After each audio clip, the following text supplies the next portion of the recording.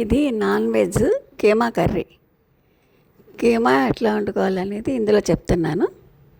కీమా తేగానే బాగా 2-3 సార్లు బాగా కడుక్కోవాలి. బాగా కడిగి పక్కన ఉంచుకోవాలి.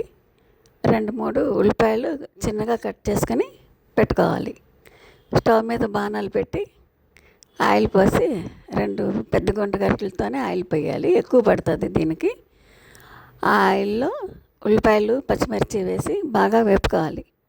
బాగా వేగిన తర్వాత అల్లం పేస్ట్ 2 స్పూన్లు, పసుపు కొద్దిగా ఎల్తుగా 1 స్పూను వేసి బాగా కలుపుకోవాలి. అప్పుడు కడిగిన కీమాను వేసి ఒకసారి బాగా మగ్గనిచ్చాక ఒక గ్లాసు వాటర్ పోసి కుక్కర్ పెట్టి ఉడికించుకోవాలి. ఇది బాగా ఉడికించుకోవాలి. ఒక 5-6 విజిల్స్ అన్నా రానిచ్చుకోవాలి. 5-6 విజిల్స్ వస్తేనే అది మెత్తగా ఉడుకుతుంది.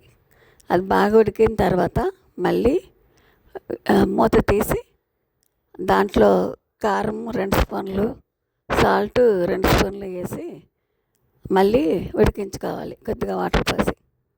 అప్పుడు అది మనకి ఉడికినట్టు తెలుస్తుంది.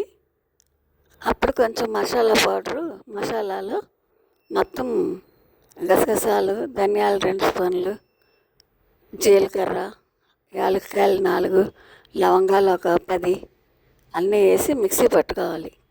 మిక్సీ పట్టిన మసాలాని ఈ ఉడికిన కీమాలో వేసి బాగా కలిపి దగ్గరికి వచ్చాక కొంచెం కొత్తిమీర జల్లి ఇంకొంచెం ఉడకనిచ్చుకుంటే కీమా కర్రీ చాలా బాగుంటుంది. పిల్లలు 2-3 సంవత్సరాలు దాటిన వాళ్ళకి కూడా ఇది పెట్టచ్చు. మెత్తగా కలిపి బాలింతలకి, నీరసంగా ఉన్న వాళ్ళకి ఇది చాలా బలాన్ని ఇస్తుంది. హెల్త్కి చాలా మంచిది. ఎన్వి తినేవాళ్ళు ఈ కీమా కర్రీ చక్కగా ఇలా వండుకొని తినచ్చు. చాలా బాగుంటుంది. కర్రీ అయితే చాలా బాగా వచ్చింది. నా ఛానల్ని సబ్స్క్రైబ్ చేయండి, సపోర్ట్ చేయండి. చక్కగా కూర నచ్చితే లైక్ చేసి షేర్ చేయండి.